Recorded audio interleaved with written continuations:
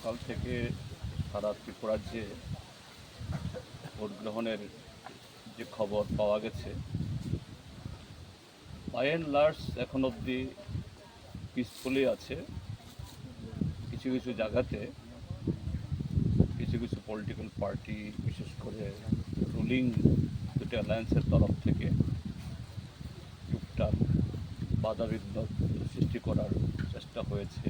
আবার জনগণ প্রতিরোধ করেছে, প্রশাসনকে খবর দেওয়ার পরে এসছে, এরকমই খবর। তো এটা শেষ অবধি ভালোই হোক, এটাই চাইব। আর আমাদের এখানে যে দুটো কনস্টিটিউয়েন্সি, 27 পূর্ব হরিপুর ধরাতুলি এবং 28 বনকুল শিলাছড়ি, এই দুটি কেন্দ্রের মধ্যেও কয়েকটা এরকম ঘটনা হয়েছে। যেমন সকালবেলা বিলোনিয়া প্রান্তে সেখানে 10 নম্বর বুথে আমাদের কর্মীদেরকে ঢুকতে দিচ্ছিল না। পরবর্তী সময়ে ডিএমকে বলার পর তারা ব্যবস্থা নিয়েছে। পরবর্তী খবর আমি পাইনি।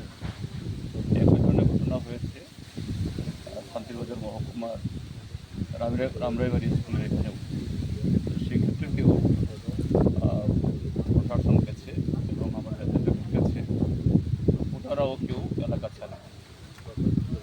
তারপর 10টা নাগাদ 28 মনোবঙ্কুল শিলাছড়ি এলাকাতে, সেখানে ত্রিপুরামথার যে পাড়া, মনুর বাজা পাড়া, সেখানে জবরদস্তি করে আমাদের এজেন্টকে বের করে দেওয়া হয়েছিল।